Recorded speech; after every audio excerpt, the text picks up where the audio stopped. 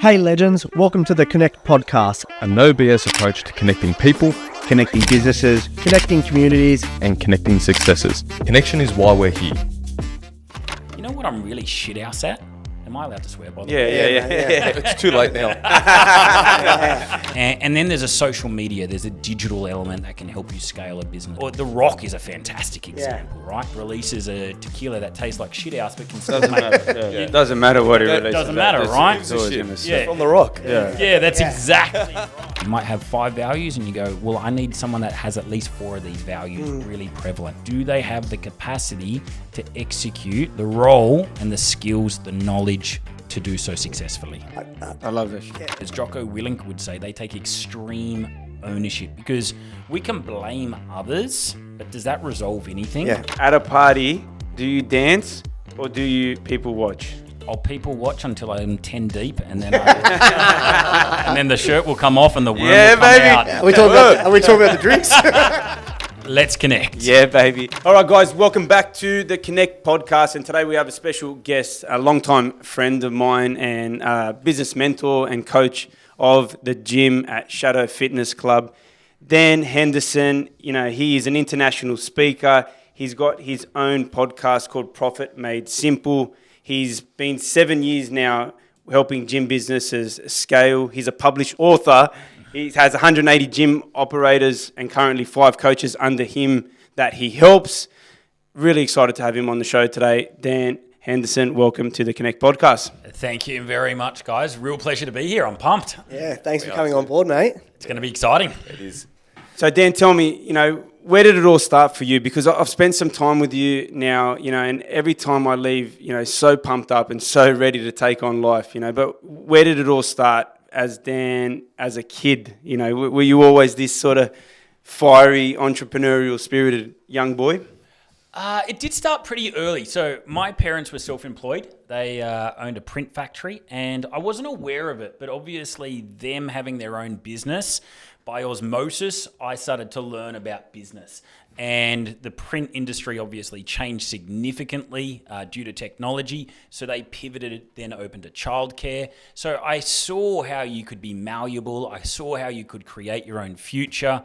And that started to inject itself into me. And That entrepreneurial drive. yeah, that entrepreneurial spirit and drive. And I've always had a really good work ethic. So my parents said, if you want to do anything, you're going to have to work for yourself. So all through high school, I had multiple jobs. At university, I had 3 jobs. And then I went into a full-time role. And really the first time I uncovered my entrepreneurial kind of spirit was I was in this full-time job, and it was in licensed apparel. So I was working for Classic Sportswear. They do all the NRL jerseys for a number of teams. And at the time, I was a huge Underbelly fan. Do you guys remember that? First season was the greatest. Oh, brilliant, right? Like, First season. Absolutely sensational. And so I saw this opportunity to create these Underbelly t-shirts because I was in licensed apparel and I just did it as a little bit of a side hustle, right? But it ended up getting into the Daily Telegraph, Sydney Morning Herald. I ended up getting it in all these magazines through some PR. And we ended up selling hundreds and hundreds of units. And it was just a bit of fun. It was a little side hustle. And I love fitness. I've always loved fitness. I did an honours degree in human movement. And I was doing some PT on the side. And I was like, this doesn't make sense. Why am I only getting paid X amount? My boss is getting paid this. I'm like, I reckon I could do it better and I reckon I could make a lot more money. So after 2.5 years of corporate life, I was like, no, that's it. I'm out. I'm going to open my own facility and studio. And that's where I went full time into the entrepreneurial business ownership game. Were you partnered in the business for that, or did you just dive straight head first? Straight in, and I bootstrapped it. Like I had next to nothing, so poured my life savings in at the time, which was all of about 20 grand to open this tiny little personal training studio in Coogee. Sounds like me. It just brings back flashbacks. So I went on to a Europe trip for 6 months, 6 weeks, came back. I only had that in my account. Yeah, that's all I had. And I was like, here it is. But it costs more than that to set up. So here I am. I'm overcommitted. I've got this little space in Coogee. And I'm like, all right, you got to go raise another 20 grand. So I pre-sold memberships that I hadn't delivered on yet, got the money up front. That enabled me to open the doors. Like yearly memberships? Yearly memberships, opened up the doors, and there away we go. And that's really where I cut my teeth. I was all on my own. And after about 12 to 18 months, I realised that I didn't know my ass from my elbow when it came to business. Yeah. I had work ethic. I had a little bit of a kind of entrepreneurial flair that I'd learnt from my parents. And I learnt how to, I observed how to run a business. But when it came to marketing, when it came to sales, when it came to pricing, packaging, managing, leading people, I was clueless as all hell. There'd be many of our listeners that have experienced that particular, where you're really good in what you do and you decide, yep, I'm going to take that first step and jump out, to run my own business, and then all of a sudden, bang, smacks you in the face, right? Like it's a heavy hit to take where I got to play all these roles, Yeah, I was wearing all these hats. And some of the hats I had, bookkeeper, cleaner, media. bookkeeper, accountant.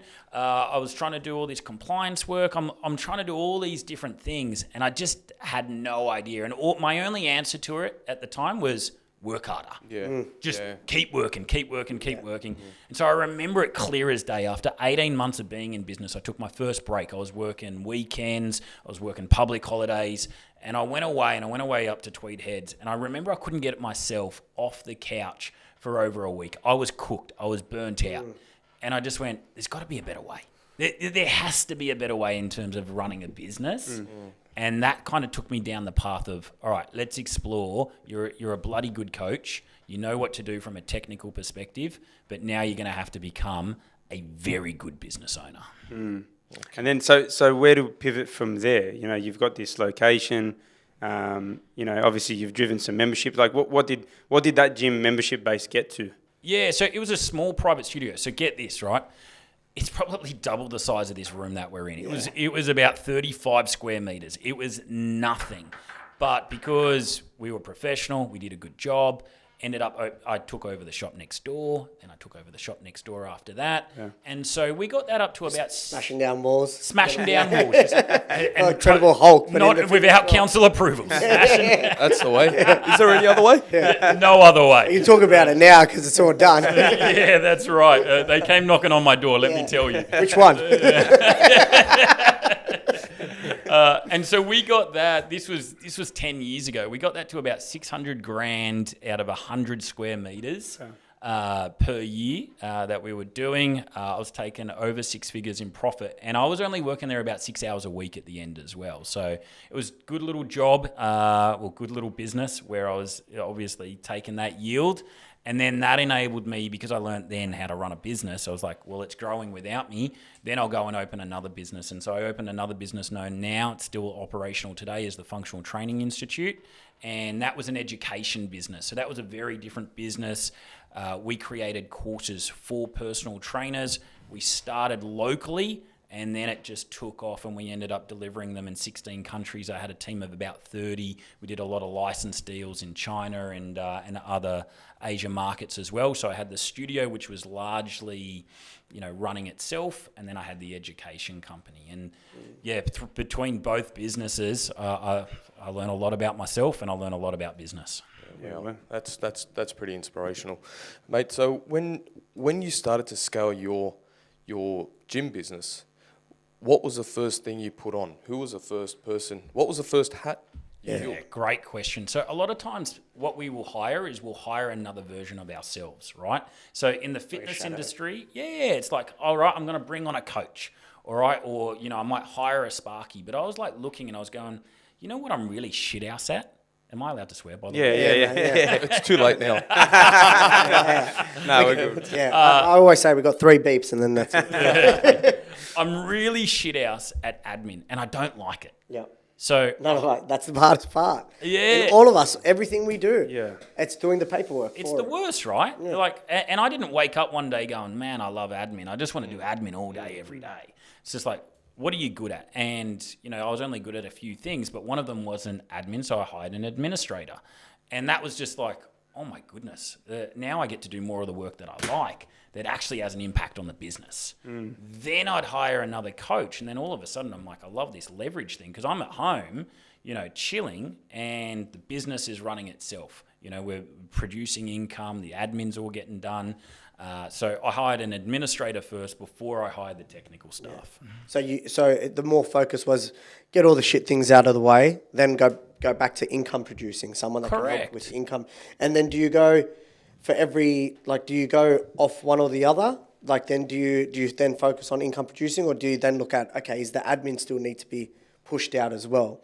How did you start scaling after that first person? Because I find that after about 2 or 3, it starts getting hard about, okay, well, now we're going on to bigger salaries. And then do we expand to the point where we know we're going to get that, but it's going to be a year maybe worth of just paying out a salary before we start looking at profit? Yeah, it takes a little bit longer, obviously, the higher the skill set that you get and the higher the caliber of the person.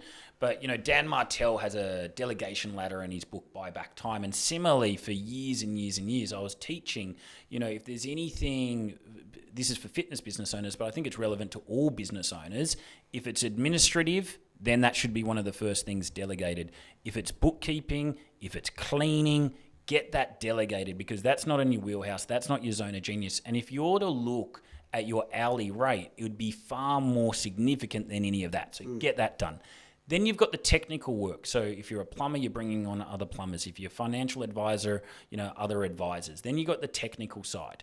And so what you're doing is you're delegating to elevate. Now all of a sudden you're spending more time in marketing and sales. Guess what happens to your business when you're spending more time in marketing and sales? Yep. Boom, we start growing.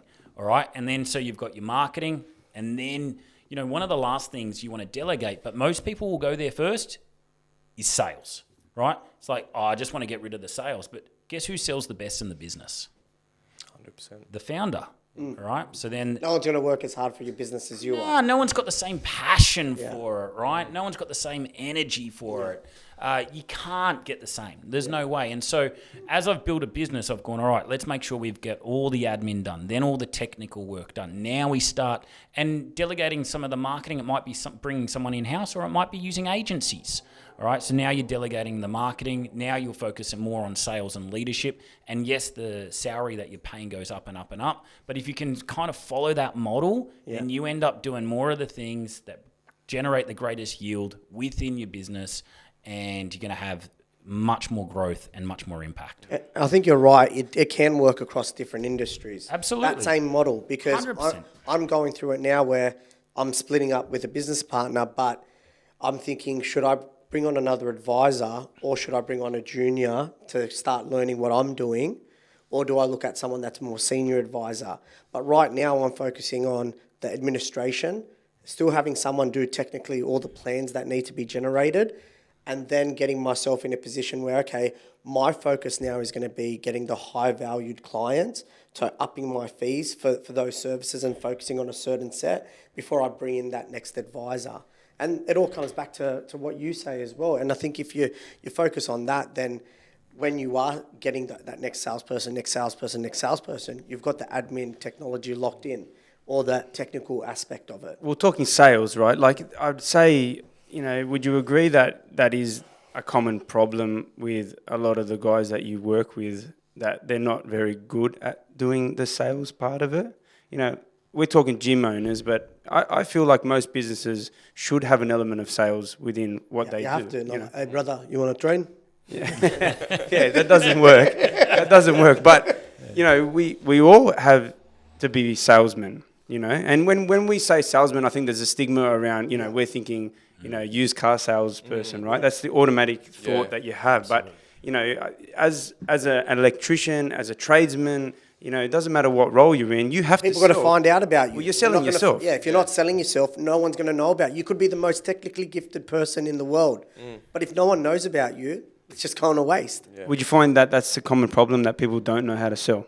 Look, I think it's twofold. I think when it comes to sales, number one, there's a skill element. Sales is a skill. Yep. You've got to develop the skill. It's like any skill, whether it's a martial art or whether it's, copywriting, whatever it is, you've got to develop the skill. And so you've got to do training, you've got to read the books, listen to the podcasts, you've got to do role play after role play, you've got to listen to your recordings, you've got to refine that skill. But then there's a second part of it. And the second part of it is, there's just not enough people dedicating enough time, energy, and focus to sales. And I remember one of my first ever business coaches, he came in and he said, tell me how much time you do in marketing and sales.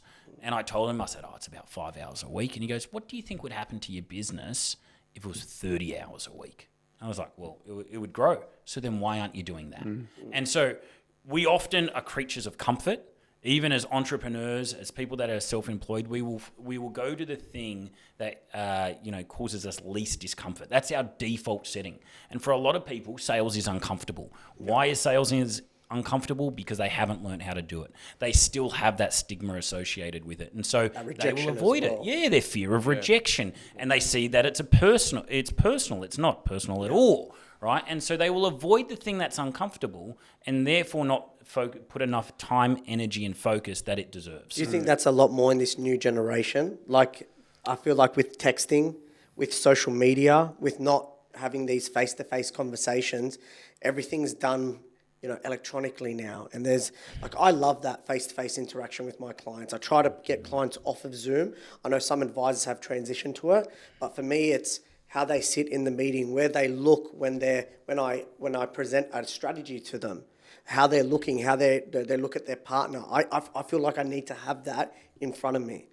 But I feel like that's kind of being lost in this new generation of texting and social media. I think we want the easy way out, right? And so the easy way out is to send a text or to send a DM. I grew up picking up the phone. I worked in telemarketing. I worked in sales. So we'd have to make hundreds of dials, and that's a skill that is getting lost. And yet it's still just as important today as it was 10, 20, 30 years ago. Yes, the sales conversation has evolved, but people will avoid it because, again, no one picks up, they're not interested, I don't want the rejection, and they are leaving money on the table. Yeah, well. Working in a call center was the best thing I did. So good, right? Yeah, like because you are rejected. You're making 100 calls a day. You're changing it a little bit to tweak it. All of a sudden, those conversations change. You're not getting rejected anymore because in that 15 seconds, you've worked out how to keep them on the phone. And Very similarly, I worked, when my first job actually was in real estate. And what's the first thing you have to do? When you start real estate, you have to door knock. Open the door, yeah. And I had to go, and I was in the middle of Liverpool, Western Sydney, and knocking on doors. You can imagine as a young, pup, what I experienced there, doors slamming and people telling me to go away and things like that. I had to be crafty. Mrs. Smith would open the door and I'd have to make note of her nicely cut hedges before then I had to start the conversation. So you had to find ways to connect with people. And a lot of, when I've asked my guys to pick up the phone and make the phone call, they really do avoid doing that. They'll only ring once when we're told to double dial. We're all the strategies that I've learned from Dan and the team, they just don't want to do it. Or they'll send an email back saying, I emailed them. Yeah, but I told you to call them. Yeah, because there's no follow-up. So you want, and they're like, do you want me to call them now? Yeah, no, I wanted you to call them before. Yeah, call them now. Yeah, or now's not a good time. Yeah. They talk themselves out of Yeah. it. So sales is such a big component. We touched on leadership before, Dan, and I know you're a wealth of knowledge when it comes to this. You have a team of coaches that work under you. What's it take to be a true leader?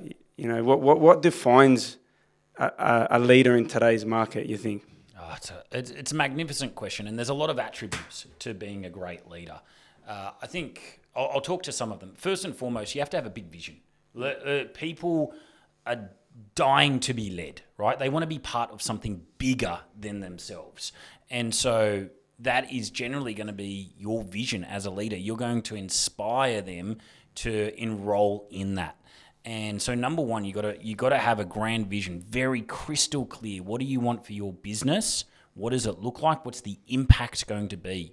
And a story that I often share when I talk about big vision and leaders is the thank you group. So have you seen the thank you group, like products like waters, hand soaps, bars, cereals, things like that, right? So it was started by 3 18-year-old kids. They had zero business experience. They were at university. But what they did have is they had this one big vision. Now, this is huge. Your vision doesn't need to be as big as this, but it was to eliminate global poverty. And so they said, what we're going to do is we're going to create bottled water, and we're going to sell it and take all the profits to fund projects overseas that will then resolve global poverty. And them having this great big vision just meant that they were overcoming any challenge and obstacle that came their way. So they were not going to, take a rejection and just leave that vision on the table. They were going to keep moving forward. But what ended up happening is they started sharing this vision. They didn't have any capital, they didn't have any experience, but they started communicating this vision. What happened? People started to enroll in it. Hey, you know what? I've got a plant that produces bottles. Why don't you guys use that? Hey, we've got some people that would love to volunteer. They started getting volunteers. Hey, we've got some people that know people in 7-Eleven, Woolworths, Coles. All right, let's start opening some doors. And then they did something which is unprecedented in Australian history. They got their entire ranges into both Coles and Woolworths. Why? Because they had this big vision that people just wanted to be a part of. They couldn't help but be a part of it. So when it comes to leadership, you've got to have a big vision. People need to know where you're going. They need to know where the business is going. They need to know why they should show up each and every day. They need to know why they should choose to work for you rather than anybody else. Number two, you need to communicate that vision. You've got to be a great communicator. You look at some of the really good visionaries in the business world, and they are just fantastic communicators. Just being in their presence, you just can't help but feel like, wow, I just want to be next to this person. This person is going to do something special. They're going to change the world, and I want to be part of that. Yeah. And how do you know if you don't have people that fall into that when you hire them? Because I know, say, for example, Pat, you used to do this on a Monday morning all the time, right? You're giving this vision. If you notice people just aren't into it, his employees might not be into it. At what point do you have? I can speak to that. Yeah. I can speak to that. When we first started to bring that into the company, we got specific about what our mission was, our purpose, and what our sort of plan is. We came up with our company values, but I feel like I should have done this with the team. If I was to do it again, I'll do it again with the team, but I put it all together by myself. And then I would bring it out to the team and would have our team on Monday morning huddles together. At the end of each one of our huddles, would go through as a team and read through our mission, would read through our purpose, would read through our values. It was a bit cringy at times, but then you'd go past the cringe. I didn't want our mission statement, our purpose, and our vision, our values to be something just slapped up on the board. I want it to be reiterated, so at least they understand there's a DNA to our company, and there's a drive and a determination in where we want to sort of take this thing. And you can tell who was sort of connected to it and who weren't, and those people eventually filter themselves out. So it's a culture thing to me. That's something I found. People either step up to the culture or they step out, and it is what it is. It's what you're sort of building in the company to take to the next level. And the people that may not connect to it at the start may eventually connect to it, because it's also a social environment thing. We open all of our staff meetings with the mission every time. Yeah. Every time, and we might have different people read out our mission statement and our core values every meeting. Yep. Every meeting. If you think it's cringy, then they probably think it's cringy too. That's a bit of a mindset thing, but we deliver it with intent. I would never tell them that I'm cringy right now. You're passionate. We deliver it with intent. I've even picked up somebody that didn't deliver it with intent. You need to read this thing out like you mean it. 100%. Because this is what we make all the decisions around. Yeah. And again, I learned that from the person sitting next to you. If I'm not connected to it, and if they're not connected to it, then we're moving in the wrong direction. Yep. Well, Dan actually walked in and saw one of his pictures up on the board. Well, what is it? I'm a good student. Who? So it's a triangle. Well, Dan can go into it. Yeah, you can tell us about that, Dan, actually. Yeah, so a lot of times people... well, let me rewind a little bit. So generally when people start working with us, generally they come from just working for themselves. Yep. So they've been very successful working for themselves, and now they've started to grow a team. And a lot of the time they have challenges managing that team. And so there's, standards that they may have in mind, there's projects or tasks that are not being executed. And so a lot of the time people will say, Dan, help me kind of manage this team member. I'm asking them to do something and they haven't done it. And so what I shared is there's a really simple model. If you kind of imagine a triangle, at the top point of the triangle is why. Have you explained why this project, why this task is so important for helping us move the business forward? Because they might not see it as important. They may see, for example, it might be take the rubbish out, right? Or is it something as simplistic as that. They may see that as menial. But if you go, you know what, this is so important because we want to deliver a world-class experience, a world-class environment for our members. It's absolutely essential that we have every element curated through that client experience, that then when they walk in, they feel that this is a special space. That's why we want these cleanliness standards or whatever it is, right? So that's the why. As you're saying it, I'm just thinking about some of the tasks I've just given my administration assistants, and I think they are a little bit slow, but when I explain things a little bit more about why it's so important from the compliance level, all of a sudden it picks up again. Like it goes quicker. Yeah. But it's because we're so quick we got so many tasks to send out, right? Tasks this, so you forget about the why. You have to give them the why. Like we might know the why, but they'll just see it as another thing to do. Oh, here's another task that I got to do. And I'll get it done by the end of the day. Yeah, I'll get it done when I get round to it or at the end of the day. So we've got to really be clear on why that task is important, why it's important for the business, the vision, the goals, and how it helps us move forward. Second part of the triangle. So if we go down into the axes, the next axis, it's the how, all right? Do they actually know how to do it? Because we make a lot of assumptions as business owners. We go, we want you to clean the bathrooms, right? What does clean the bathrooms mean? So we need a real definition of done. So what does the task look like when it's executed? And then what are the steps they need to take? Where's the SOP? Is it a written SOP? Is there a Loom video that shows them how to execute it? Can we hand on heart go, you know what? I've given them the SOP. I've trained them in it. I've explained it to them. I've answered all their questions.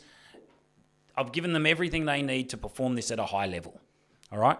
So we've got the why, we've got the how. Then we've just got care, all right? And so when a team member hasn't done anything, I go, look, you haven't cleaned the bathrooms. There's only 3 reasons why you haven't cleaned those bathrooms. Number 1, it's on me. I didn't explain why it's important. I didn't understand, you didn't understand how it was such an integral part of what we do. Number 2, again, it's on me. I didn't explain how to do it. I didn't give you a process. I didn't give you training. I didn't give you feedback. Or number 3, you just don't care enough. And then I let them choose which one of the 3. I'm not blaming them. I'm not pointing fingers. I'm not making accusations. I'm asking them, hey, which one out of those 3 reasons on why you hasn't been executed, which one is it? So we can obviously deal with it. Deal with it. That's a great way. That's a great way. It's a great framework when it comes to leadership. And I can see why it's on the board still. After he was explained, great, I come back and wrote it up there just so we could and all put get his signature, Ben. Because I got a lot of value out of it, and I actually implemented some of them and had some tough conversations around using that triangle method around the time that I learnt it from Dan. So, but the interesting part I wrote down here, ownership. In the last part of the triangle, the first 2 was actually taking the ownership for them not doing the task. Like, how incredible is that we have to, as business owners, take that ownership first and make sure that we've ticked those boxes before then we can ask the question, like, do you actually care? Absolutely. And you asked about attributes of leadership, and I talked about vision. I've talked a little about communication. But one of the core attributes of a great leader is they take extreme responsibility. They take, as Jocko Willink would say, they take extreme ownership, because we can blame others, but does that resolve anything? Yeah. It's far more empowering if we take onus and responsibility. Only then can we start changing things. So a lot of the time, when people will bitch and moan about team members, it's like, hey, look in the mirror. Yeah. I've seen a lot of business owners go through employees complaining about the same problem, but not seeing that maybe it's the way you're not doing the how, why. You're expecting them to come on board and just do it because they might have some experience elsewhere of doing it. But how do they know that's not the way you do things, or that is the way you do things? Exactly. Unless you're showing them, and you see that it's hard to tell someone that feedback without them getting that personal side, personal attack. Depends on how it's approached. It depends on how it's framed. this is a great framework to have conversations with team members and working with different types of humans and different types of characters. Some of them will understand and absorb the concept, and there will be some others that might be a bit too difficult and may have a bit of resistance. Where Ron just said their guard might just be thrown up, the walls just thrown up. How would you approach something like that from a leadership perspective? Yeah, so again, another attribute of great leaders is they've got to be phenomenal communicators, and that means having hard conversations. It means if someone is not adhering to a standard, then we need to make them aware of that, and we need to make sure that we can help it. We also need to take responsibility. If they're not to the bar that we have set, then we need to put the hand on heart and go, well, am I doing the training? Am I giving them the extra time? Am I giving them the extra attention that they need as well? I'm a big believer in transformational leadership, and that is really giving them and empowering them to deliver outcomes, all right? And so I don't want to micromanage someone. I don't want to have to see a checklist at the end of every single day to do it. I'm like, these are the outcomes that you're responsible for achieving. If you need my help, door's always open. I'm here for you. I want to help you. I want to see you succeed and win. But ultimately, how you get there is up to you. Now, if we've got somebody that continues to fall short, then we got to identify, well, what don't they have right now? Is it a skill gap? Is it a resource gap? Or are they just not invested enough? And then we've got to obviously take the appropriate path that presents. It's interesting. I mean, we talked about common problems before. One of them, I said, probably sales in business. Staff would have to be... Oh, big. Because staff is... Let's be real, right? Managing staff is hard. They have different needs, different values, different personalities. They have different backgrounds. And so managing staff can be one of the hardest yet most gratifying things you can do in the world, right? When we have good team members, and in my business right now, and you get to work with my team, they are just phenomenal. They are amazing, right? And they make my life so easy. But on the flip side, I've had some really hard team members, right? And they make your life hell.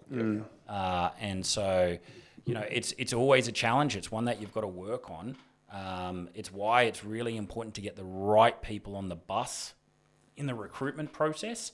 That's not always foolproof, but it's why the adage of hire slow, fire fast is very, very true. Do you believe in that? Yeah. 100% I believe in that. What was that one? Sorry, Hire slow, fire fast. Absolutely, because you can do all your due diligence. You can do multiple interviews. You can do personality testing. You can bring them in for trials and beta projects. But at the end of the day, you're not going to really know who they are until they show up every day for, at least a month, right? Then you see who they are as an individual. But if you're seeing red flag after red flag after red flag, and you've got an onboarding process and an induction process that sets them up to win, and they're still falling short, then you've got to take pretty dramatic action and get them out as quick as possible. But that is also a hard thing, that part of it, because with HR laws in Australia... Nightmare. And like a lot of us are using, outsourcing and that as a way to be able to, control that a little bit better. But I guess there's probation periods for that reason. Yeah. So you got to get that process in terms of, I guess, making sure that comes down to that process side of things, ticking the boxes, monitoring a little bit more. Yeah, what would red flags look like to you? Like straight away, like a red flag would be them not turning up on time, them looking disheveled, right? Them being distracted during work or team meetings, them gossiping, or me having to repeat myself multiple times. They're sitting there and they're nodding and they're like, yeah, I'll do it differently.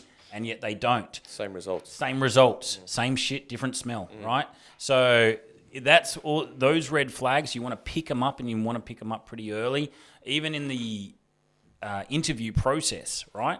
I'm picking up red flags straight away. Were they there early? Were they in the waiting room early? And did they look professional? Did they come in and, were they freshly shaved, and did they have a haircut, and was the shirt pressed? Were they prepared to ask me questions? When I asked them what did they know about the business, could they rattle off at least, 5 different things about my business itself? So in a way, you've got to kind of micromanage at the start. We talked about this in one of the last episodes. Well, you're qualifying them. Is it micromanaging or is it Well, that's what we were coming up with. The argument of, is it training or is it micromanaging? I think it's an audition, right? Yeah. I really do, and I think right now they're auditioning for the role. Yep. And we have to have a very high standard on that role, and this is where a lot of people get management begins at recruitment, and a lot of people get the recruitment side of wrong because we often hire out of need. I've got so much work, I need to get another Sparky on, like we've got work coming out our ears, so I better quickly bring somebody on, and then we end up compromising. And we see those little red flags, they're there, but you're like, I'll just sweep that under the carpet. I'll just stick my head in the sand. Yeah, that's right. Yeah. I'll just ignore that one over there. It's safer over here. Yeah, that's right. Just for now. And then I'll eat shit. One of the things we talked about was micromanaging, which Ron just mentioned. But one of the things that my particular business didn't have was clear SOPs. Now, some would say an SOP checklist for certain tasks is like micromanaging, but I didn't actually have them, So often, I do have you mentioned the end of day checklist. I have that for my team. yeah, but you've got outsourcing staff, so it's Just different. just to keep. Yeah, but that's fine, I 'cause forget. you don't Once wanna I send the be- task, When I'm you not even outsource, following if we have a virtual assistant overseas, which all of us actually have in our businesses, at the end, you don't want to be checking the emails all day. You just want a quick check at the end and because make we sure that forget. things... We yeah, forget by totally. the end. I forgot about this. I'm talking in-house staff Yeah. on the floor, and there's often tasks like, having to do, a cleaning task. Now, you would think that that's an easy, common task, but if I haven't done all the triangle checklists here and given them the resources and showed them how to do it, 9 times out of 10, it's actually not done to my standard. So now we have to build an SOP just for that, right? And I actually, at first, was hesitant to put an SOP in place for something like that because I thought, you know what, it should be just common that you're cleaning it correctly. But I think, if we're going to scale the business and make sure that I can remove myself from that task without having to check, you need to have some sort of guideline. Absolutely, you do. And I would say, if you have a look at some of the best businesses in the world, right? Let's look at McDonald's as an example. Do you think they have an SOP and a checklist for almost everything they do? Absolutely. 100%. 100% they do. There's no way around it. It could, because they have a standard, they need adherence to that standard, and they need that standard to be replicated. Who was it, Paulie, that said that 15 minutes or 45 minutes, if someone goes in, they will know how to work at McDonald's doing that task? Oh, we had an ex-manager, I think, who came on the show. And, basically you could implement a staff member and within a 45-minute period, they basically knew every task within... or they had access to find out, basically. Incredible. Step by That's step. unbelievable, right? Because you order a cheeseburger in Singapore, it's going to be the same as what you're going to get down the road. Yeah. So they need to replicate not only across staff, but across Countries. thousands of locations around the world. And so I think checklists for deliverables like that are an absolute necessity. Now, to your point, is it micromanaging? It's a standard, right? And here's the standard and here's how it has to be executed. When you go up and you go into more, say, C-level positions or executive positions, they don't need a checklist, right? They actually need to be empowered and go, these are the goals. How we get there is up to you. Let's go. And so I see a differentiation, a delineation between following a process, so just something basic is done, and then high-level executive staff strategy. Yeah. Yeah, I love that. That's epic. Because it depends on the character too. Yeah. I don't like to have a checklist in front of me, but you tell me what the goal is and we're getting it. We're hunting for it. Yeah. But we're built like that. Well, especially if you're bringing on partners, right?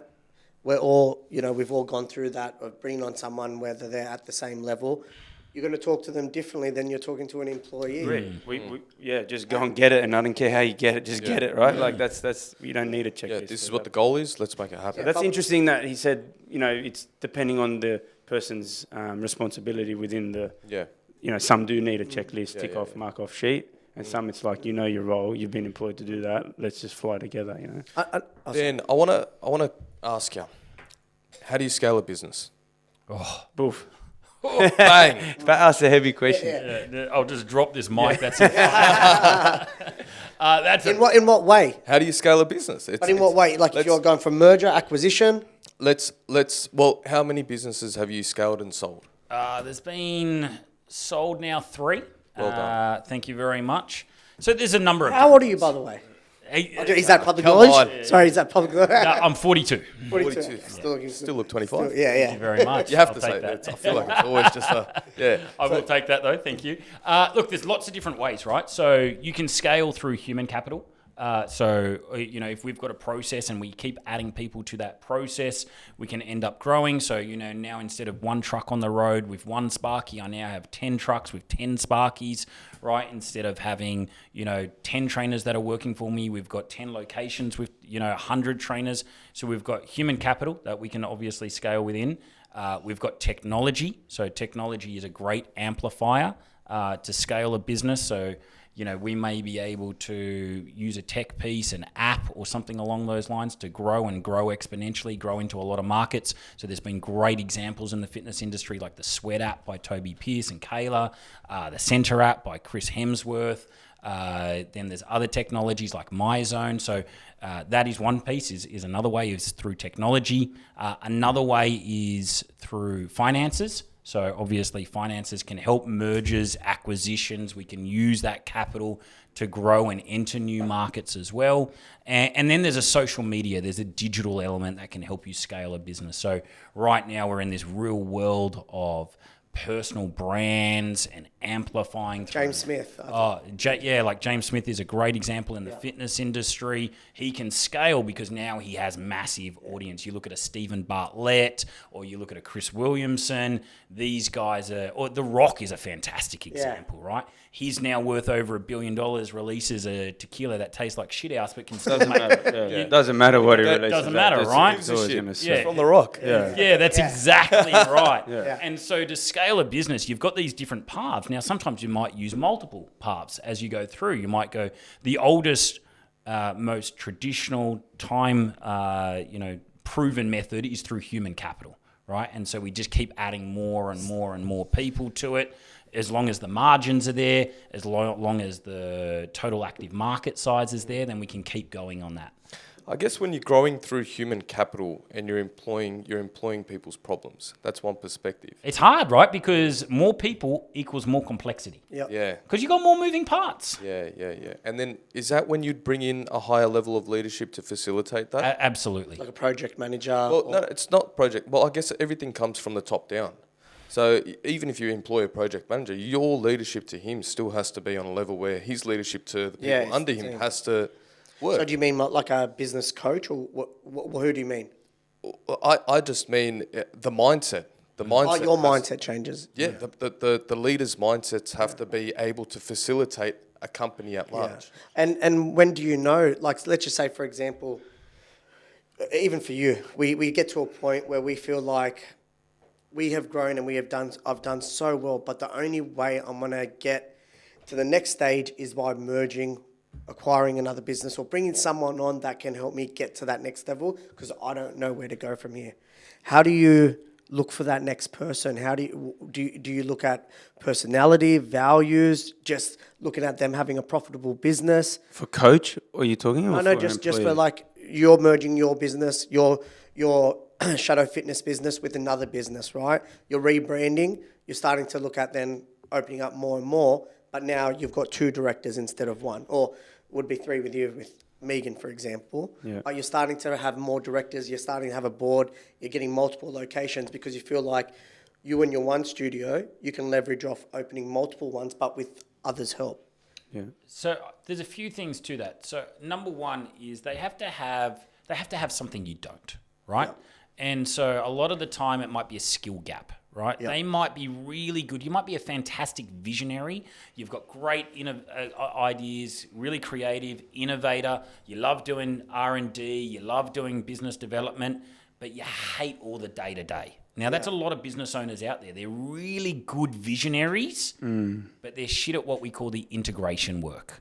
And so you might need an integrator, someone that is very good at following projects through, someone that's great at managing people, great at managing numbers and the day-to-day of the business. So you want to make sure that there is a complement, right? Yeah. What the last thing you want is for a visionary to then hire another visionary. Okay. Because then you're just going to have 1,000 different ideas and nothing being done. Which is what I'm trying. That's what I was getting at. Yeah, So the business partner that has left the business now for me, was really good at self-managed super funds and really good at building the investment strategies behind the scene.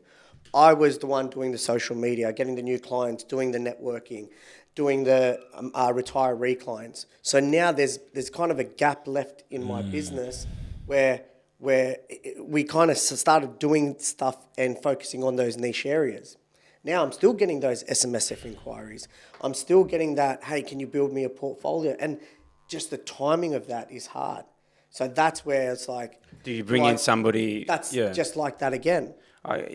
So you want a complementary skill set. Yeah. Very, very important when you're looking to expand, particularly at an executive level. There's also a very, very simple tool that we use. It's from EOS, the Entrepreneur Operating System, and the book Traction. It's called the People Analyzer. And this isn't just for executive level staff. This is for all team, but to help you ensure that you get the right person on board. And essentially what it is every business should have values. The values are the DNA. The values are your culture. When you bring a potential team member in, you need to see that there's values alignment. And so you simply run them through each one of the values, and you can see whether that's something that they actually hold dear to them. And you create essentially a criteria. You might have 5 values and you go, well, I need someone that has at least 4 of these values really prevalent. Then the other part is called the GWC. Number 1, do they get it? Do they get what we are about? Do they get the vision? Do they get excited? Do they get the impact we want to have on the world? Do they get how we're different? Number 2, do they want it? Is this person in front of me, are they hungry? Like, do they want this more than anything else in the world? Do they want this opportunity? Do they want to succeed? Do they want to be part of us? Number 3 is the capacity. That's the skill set. Do they have the capacity to execute the role and the skills, the knowledge to do so successfully? I love that shit. Yeah, it's because all those 3 things you said 2 years ago, all aligned. Why he left was those 3 things. He doesn't have capacity anymore. He thought that we were going to slowly grow. His problem is that we've grown too quick and he can't take on any more clients. He's gone through some personal issues. He doesn't want it anymore.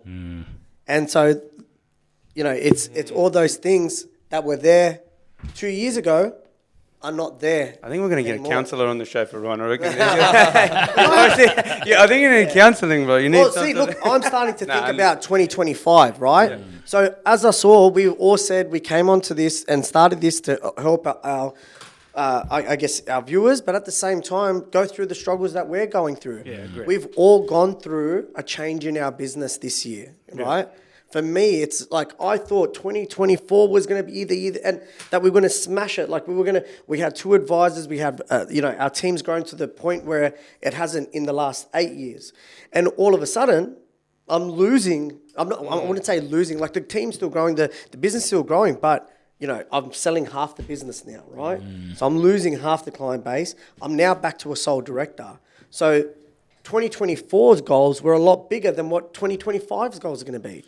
Well, that leads me to the next question, all right? So, obviously, and going to what you said, I think as a business owner, and obviously, now I've played in multiple different businesses, we need to be adaptable at all times, right? Yep. What you believed was going to happen in 2025 didn't come to fruition. Now you've got to pivot, and find new avenues, whether you take on another business partner or you bring in a business coach, or you just lay low for a little bit. Sometimes that's a good option too, right? It's just building up that revenue again, right? Just start again, man. Go back to the Greenfield site and re-dig and start again. But, how do we...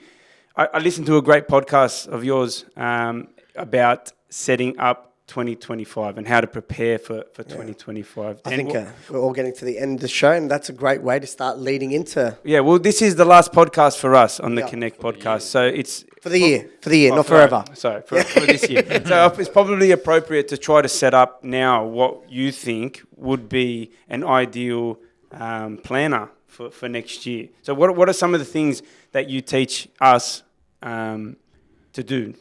Yeah, great. So I've got a bit of a process when it comes to this. And a lot of the time we can get really excited and go, all right, I'm going to hit this goal. I'm going to hit that goal. Let's go. And I actually think we need to take one step back. And we need to review the year that has just gone by. And we need to identify our wins, because quite often we lose track of them. I mean, January can feel like a long time ago. And so what were some of the things that worked really well? Like, what did we succeed? What are we really proud of within the business itself? What are some of the things that are really working in the business? All right. Like, what is it from an acquisition perspective? Is it the clients that we have? Is it the team that we have? What are the elements that are working? Because in business, we want to do more of what's working, less that's not. And then what hasn't worked? What hasn't worked in the business? So I always will do a little bit of a review. I'll also have a look and go, all right, what was the bottleneck? What did I encounter this year that if I had removed that bottleneck, I would have had far more success? I'll also have a look at myself and go, where did I need to get better? Where did I need to improve as a leader? Where did I need to improve my skill set? And so I'll often start with a review. The review should shape the preview, the goal setting that is about to come. So you've got to know yourself really well. You've got to know your business. You've got to do a lot of self-reflection, a lot of introspection, so we can really get clear on what needs to change. We can also get clear on what we need to do more of. All right. So that's where I start the process. The second part is we can't plan our business and the goals that we want for our business without looking at our entire life. All right. We're not one-dimensional beings. All right. And quite often, and I've been the most guilty of this, is I get really excited about business and I'll set these huge, big, ambitious business goals, but then there's an opportunity cost to doing so. I haven't considered my family. I haven't considered my health. I haven't considered, me as a partner as well. So we need to have a look at all of our goals together, and we need to have a specific definition of success in each one of those facets. So when you're thinking about 2025, I want you to think about your business. What does success look like?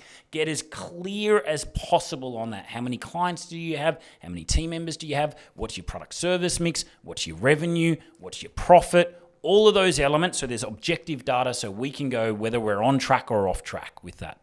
But then do the same when it comes to your financial goals, your wealth goals. How much passive income do you want? What level of income do you want and profit do you want out of the business? What do you want your investment strategy to look like throughout the year itself? Then you're going to do the same with your health, all right?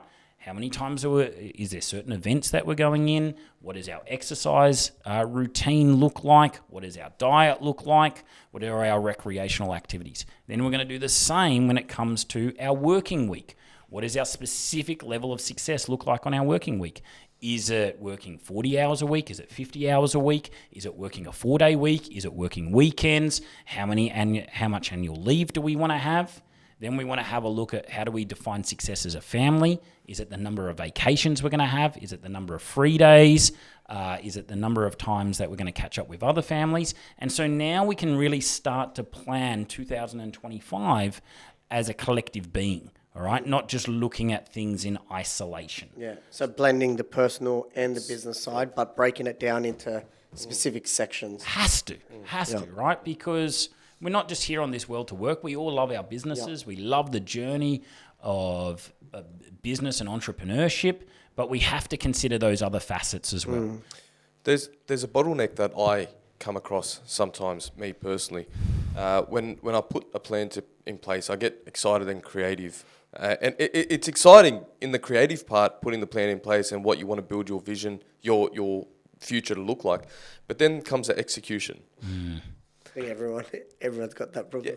Yeah, and the discipline isn't always there, and the habits start to drop off, and the execution starts to fizzle out. Yeah. Australia Day hits. You've had a big night, and then you're like, yeah. I hope I'm not the only one that does this, but like, how do you push through that and stay connected to what you want your vision and future to look like, and what you like hitting those goals? How do you stay connected to it? So you're right. We get really excited when we put all these things down on paper. We're like, holy shit, like 2025, it's going to be next level. Crush. We are going to crush, right? And so the first thing is, that's one big, like, this is bigger picture. These are annual goals. I will then take annual goals and I'll go, all right, that's what we're achieving in 2025. Let's now take that elephant. Let's have one bite at a time. what do we look like from a quarterly perspective? So we work in 90-day sprints. Ben knows this. He works with us. So every 90 days, we take those annual goals and we go, all right, what are the key projects that we need to achieve in each one of those categories in business and all those other facets of life? And then from those 90-day goals, every single week, we have a look. We have a look at the 90-day plan. We have a look at the annual plan and we go, what are the 3 projects I'm going to accomplish and achieve this week? Then every single day before you finish the day itself, before you leave the office, what are the 3 things I'm going to do tomorrow to actually move that weekly plan forward? And so it enables you to stay on track, because quite often if you just got this annual goal and then that's it, then it's easy to fall off and take that detour, Get distracted, the shiny objects, the idea fairy, you can lose momentum. But if we go annual plan into 90-day plans, into weekly plans, into daily plans, then it's easy to stay on track. It's easier to have those habits built and sustained over a period of time, because you might have one bad day, but don't let one bad day turn into a bad week. Don't let one bad week turn into a bad month, one bad month turn into a bad quarter. And so this enables us to stay on track. It breaks it down, it reverse engineers it, and it's much easier to sustain in that way. You said a key word there, habits. I think it's one of the things that why we've been so successful and so disciplined is because we've just built a habit of there is no other way but do it. And you can fall off, and there are moments that we do fall off, but we bounce back straight away. But you got to build those habits by doing repetition all the time. And the other thing I was going to say on that was taking massive immediate action. Like, you have to be able to, and I know we've spoken about this before, but you if you're so aligned to the goal and you're so aligned to the mission, you just have to take immediate action, because 99% of the people in the room won't. Yeah. And that drives me. Yeah, it's just like that James Clear, and I'm going to butcher the quote, but essentially it's like we don't rise to the level of our goals, we fall to the level of our systems, right? The systems are your habits. So are we practicing those consistent habits each and every day? That's going to get us to the goal itself. And so we've just got to continue the consistent application and building of those habits, because we know the compound impact of that will be the outcomes that we put down in that annual plan. When I first started with Dan, there's a whole group of fitness gym owners, really great operators, all in one room, and we all work together, for the greater good of the industry and also to get better in our own worlds, right? I spent probably the first part of the program just trying to work out what the fucking abbreviations were on these, like SOP and fucking all this shit. Like, I had no idea. I ran a really successful business, right? But I ran it on pure work ethic and leadership skills. That's it, right? I could get a team to go, right? But I do it off the back of how hard I worked, and they came with me, right? And then I realized you can't do that. Like, if you're going to really run a successful business, you need to have structure. There has to be this structure in place. Having a business coach like these guys in our world, in my life now, has given me the tools to structure it properly, that I can actually step away from the businesses and be on that CEO level that I was trying to get to this whole time. So it's so important to have the right people in your corner. What I wanted to ask was, like, when do you take the step to, and you are a business coach, so it may be difficult question to answer for yourself, but when do you take the step? Because I know multiple businesses out there always ask me, do you have a business coach, Ben? And I do. And I have, and I've always had mentors in my corner, because I come from the fight world, and you need someone in your corner all the time. You can't see when you're front on with the person when you're boxing or fighting. The person in the corner can see more. Because whilst you're employed, you've always got someone you turn to. Yeah, but as soon as you go on, when do you invest in it, Dan? When do you think that's a good? As soon as you can. Absolutely, as soon as you can. And I'll tell you a little story on this. We started this podcast with the start of my journey in my first personal training studio. And I got up to a point where I wasn't making much money, but I was probably making, $4,000 a week or something along those lines, right? And I was as part of a networking group, and there was a business coach there. And I knew that I had massive gaps in my skill set. And so I hired that business coach, and she was, even in today's standards, it was a lot of money. It was a big chunk of what I was making. But I knew that I could expedite my success. I knew that she knew the path better than I did from how to get to A to B. She could compress that path, and it would take me years. She could get me there in months. And she knew what I didn't know. And so... And were they related to fitness or nothing? No, they were general Just business business. coaches, Yep. right? And it was incredibly helpful. So to everyone out there, you might be just starting. You might just have a side hustle. You might not have that much money, but even if it's investing in some books and some podcasts, or even if it's like just lower level coaching, get yourself a coach. It will speed everything up, and a great coach will be one of the greatest investments you make in your entire life. So when it comes to coaching, business coaching, what would you think is more effective, a one-to-many approach or a one-on-one approach? Because I've been in both, and there's pros and cons in both. I feel like in the one-to-many, the accountability is a bit higher, but I guess it's how it's framed. But what do you think? You've played on both sides. I think it depends.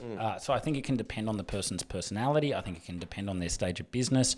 But we actually offer a hybrid approach. So when people work with us, they can work one-on-one with a coach, but then we do group events and we do group calls. And so I actually think there's great impact in both. I think when you get one-on-one, you get that personalization, you have just a higher level of accountability, and they understand your business even better.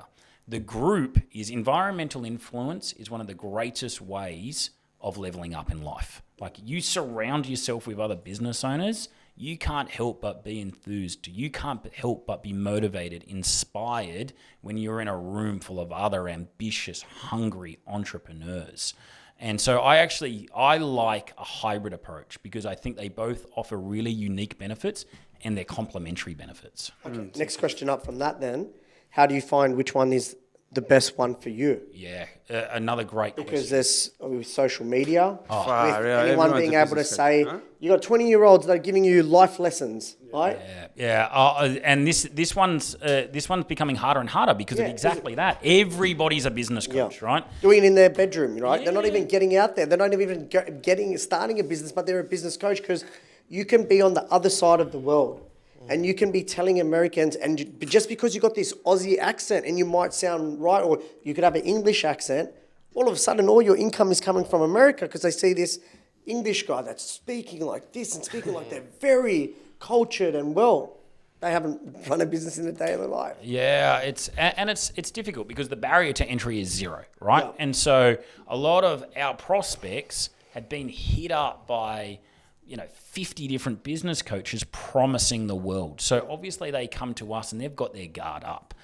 They can be quite cynical at times. Makes your job harder. It makes our job harder because sell. first we have to sell them on that business coaching works. Then we have to sell them on ourselves, right? Yeah. Because they've often been burnt as well. So it's a scam. I'm not a scam. Correct. There's that element. Absolutely. And so you've got to establish trust. And so how do you know whether how do you choose the right business coach? You've got to do due diligence. You really do. Like, what's their business history been? What have they achieved and accomplished? Is it similar to what you want to accomplish and achieve? Is there alignment there? I'd also be having a look at how long they've been in the game. I'd be looking at their content and Qualifications, and anything, credibility, and then I'd be looking at their reviews, their testimonials, their client results. Does that guarantee success? No, it doesn't. You still could get some people overpromise, underdeliver, but really when I'm selecting a coach, I'm like, all right, well, who's scaled a business, a coaching business to multiple $1 million? Who's been in the game a long time? Who has he worked with that I know? I want to follow them for a little while. Does he just talk out of his ass, or does he actually know his shit? Yeah. And then I want to have a look at some of the results. And then in more times than not, I'm going to get that right. Yep. But I'll also, I may attend an event of someone before I go and hire them. So there's a couple of coaches, they're well-known coaches. One is Taki Moore. He's one of the best marketing coaches in the world. I attended an event first. I paid a few $100s. I bought his book. Then I went and spent tens of thousands of dollars with him. Craig Ballantyne's another guy. I bought his book, listened to his podcast, flew over to LA, went to a program, a workshop. Then I hired him as a coach. And I mean, I'm testimony that your program works, and it's been successful for us as a business. You know, I'm part of the elite group, and I've been with you now I'm in my 3rd year of the program. So since then, we've moved from a small location to quite a large, headquarters. We've become multi-functional training, so we've diversified. We've got different platforms within the business to drive revenue. We went from 100 members to close to 300 members. What would you say the size differences of the gym now compared to what it was? Quadrupled or something. More massive, yeah, massive. But I would never have taken it on if I didn't have the confidence in knowing that our structure was in place. Yeah. And we didn't just jump at it. We did take that small bite of the elephant slowly. So we had an issue with sales. We worked on our sales component. We've worked on our marketing. And each time we've leveled up before we actually took the big jump to go, so that we were ready for the growth. Or even I told you, I got that handwritten birthday card. Yeah, we send birthday cards out now for and retention. Then he could have just told me on the podcast, right? But he took the effort in that, and that feels good, right? Yeah. Guess what I got the first time I signed up from Fitness Profit? What did I get in the mail? Thank you. A handwritten pack from them. Yeah.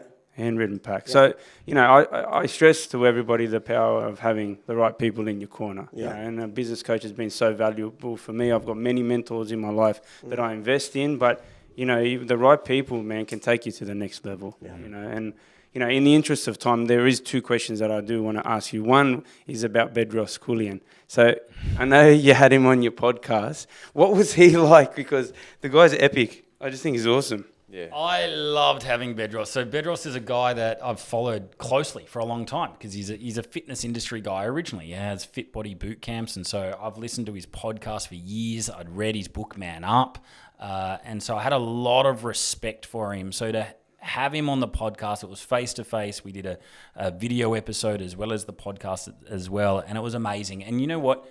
What was really incredible about Bedros is he walked in that room, and the first thing he said to me is, "How can I make this great for you? How can I help you?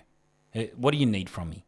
And I remember, this guy had had a few hours sleep. He'd just come from presenting in Brisbane the day before. We were in Sydney. And immediately he walked in that room and he just said, "How can I be of highest value and service to you?" Wow. And so that was remarkable. That blew me away. The second thing is, we've talked about social media a little bit. There's a facade that people present out there, right? Not with Bedros. Yeah. What you hear, what you see is what you get. Sorry. That was perfect timing for that, yeah. Sorry, I was opening up the next question, but... Somebody else came up. What are you looking at? Sorry. Edit that out. We'll edit. Jill. Don't look at me. Just because I'm Indian, I'm not IT. Sorry, thank you. Jill, we're You're going to know. Just Ben can edit it out. Yeah, we went, I want to be married after the show. Sorry, Dan. Go, back to Bedros. I took his... Far out. It was I did have one question. You said you sold 3 businesses. Yeah. 3? Did you go in with the intention of selling, or at what point was the offer too good to be true? Where did you know when to sell? Oh, I love that question. So, no, I didn't. But in about I had my studio for 10 years. About 5 years in, I said, all right, I've got to build this business to sell. Whether I sell or not, I'm not sure, but I just want to build it so it's a saleable asset and I can do so. I think you should always go with that intention. Keep yourself in a position where if something happens to you, I pass away, the business is still sellable to my beneficiaries, to my family, and that way someone can plop themselves in and continue the operation. Yeah. That's right. And it was a business that supported me because I was traveling all around the world. I was presenting with the education business, but I'd built it to sell. What did that mean? It had great systems, great people, great profit. That's a saleable business. And so whether you want to sell it or not, the philosophy of building a business to sell is going to serve you well. Have you regretted any of the sales? Should you have stayed? Not for a second. Okay. And I'm very heartfelt. So, and this isn't always, this isn't advice for everybody, but if it doesn't feel good for me anymore, I'm out. I'm looking for my exit. I'm going to capitalize on my exit, but I'm looking for my exit. And in every case, the time was just right in my life. Okay. Yep, I was no longer passionate. I was no longer waking up, throwing that doona off and going, let's go. Yeah. I was like, this is starting to feel like work. It's time to remove this. Yeah. How long was the selling process from when you put it? Did you go through a broker? Did you put it on the market? Did you throw it to your network? Yeah, so I've got 3 sales. The first one was a broker. So it was actually my interest, my energy, my enthusiasm was starting to wane. And I just went, you know what? It's time to get a broker. Let's sell this thing. And the timing was perfect. I got a beautiful multiple for it that I would no one would ever get in today's world. And so it was perfect timing. Second one was, it was actually a business partnership breakup. So he was my business partner for 10 years, and we were just going down two different paths. I was going hard in the paint. He'd just bought a whole ton of property in Thailand. He was living the resort life. That was great for him, but that's not what I wanted, and I didn't want to go along with that. So I just said, hey, look, it's time to move on. You slice this piece of the pie up. I'm going to take this. And we I'm parted just ways 5 that way. years behind you. This is exactly what's happening to me. I knew Ron was coming in. I'm just 5 years behind. And the third? And then the third was an interesting one. So the third happened this year. So I had a gym, but I own the commercial building of the gym. And the commercial building, it's in the Shire. It's absolutely exploded. And it's been a tremendous investment on my behalf. But what had happened is it kind of meant that it was making the gym hard to operate from that premises because it couldn't pay market rent. It would actually do the business out. So I had to get creative on that one and go, all right, well, how do I exit accordingly where, I've got an asset here. So I sold the goodwill to someone that used to work for me that owns another fitness business. And so that way I could keep the asset and then get a much better rent, and I could then sell the goodwill. Yeah, nice. Love it.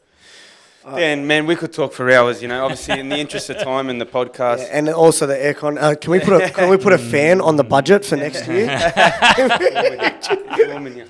Yeah. But then, we like to finish the show in a couple of different ways. We do have our rapid fire questions. So these are just off the cuff. We're going to ask you the questions. I don't want you to think. I just want you to slam out the answer. Okay. All right, we ready? You got me on a Friday afternoon. Yeah, so let's go. Interesting. All right. We should have cracked open a drink first. Yeah, that's right. All right, and we've got a couple new ones, so let's give them a crack. The first time with you. Ready? So beach or country? Beach. First car? First car was a Toyota Camry. Good, ever? And you got Everyone's got a a Camry, Corolla or a Camry? Favourite sport? Basketball. Favourite cheat meal? I'd go a really good burger.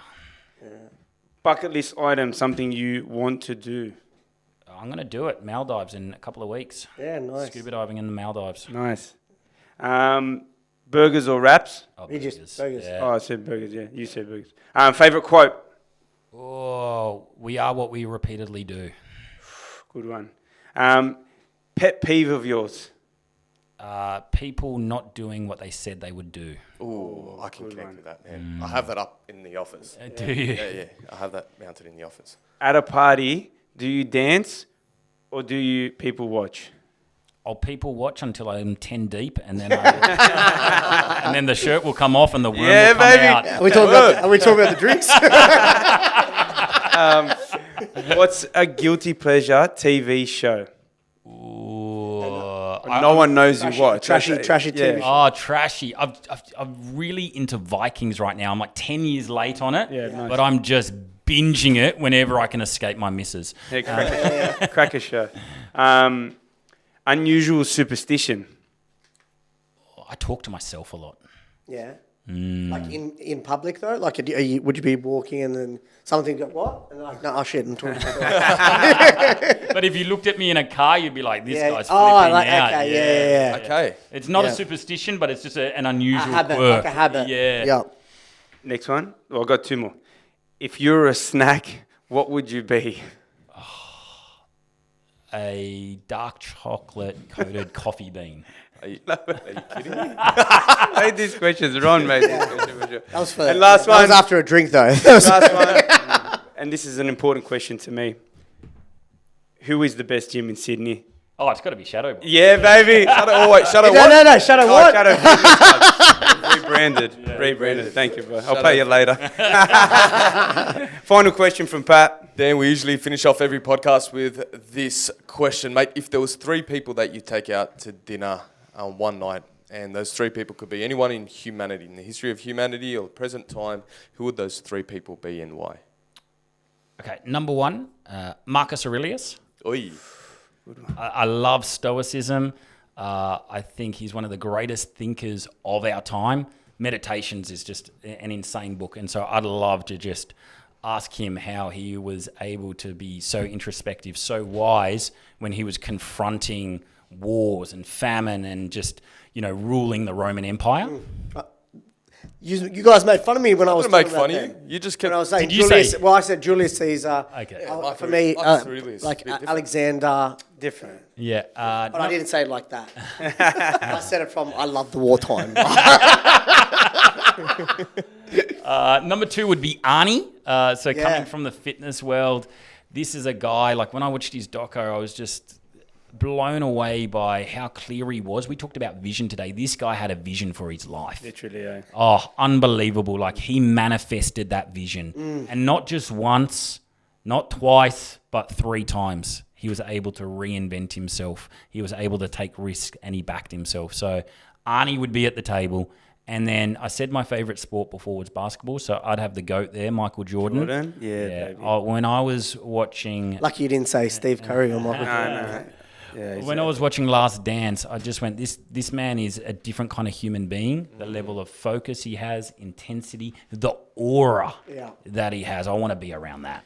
I actually just rewatched it again over the weekend, last weekend. I've watched it several times, rewatched it again just to get another perspective on it. Like, he's an unbelievable human being, man. Amazing. Yeah, and the way he could get other people to work around him is the incredible part. So, Jordan's definitely... Arnie and Jordan, like, man, what a table. Yeah. Epic. Yeah. That would be a pretty cool dinner. Yeah. Well, Dan, thank you very much, mate. I know you're busy. I know you travelled out all the way out to come and see us. Yeah. That's quite a big drive. So Yes. thank you. We really appreciate it. Absolute pleasure. Thank you for having me on, guys. This has been fun. Mate, you're a wealth of knowledge. You've really helped me and my businesses to scale. Subliminally, even if I don't speak to you, I follow everything you do, and I hope that I've been a great student to the program. Jen's my coach. She's an epic coach. For any fitness business owners out there that do want to jump on, click on these guys and have a look at what they do. The runs speak for themselves. So, Dan, thank you for coming on. We do have one thing we need you to do. We need you to look down the camera. I'm not going to say it. Okay, I'm going to Ron say Buckles. I always get in trouble. Every single time, Ron Buckles. So this I'm going to say it. You got to look down the camera and just go, let's connect. Ready? 3, 2, 1. Let's connect. Yeah, baby. Thanks, guys. Thanks, Dan. Thank you, mate. Thank you, man. We made this a free platform because we want to educate and add value to your business world. All we ask for as a payment is to hit the subscribe button and share it with people that you know would benefit from this conversation. If you want to elevate your connections, we'll see you at the next Connect MacArthur event.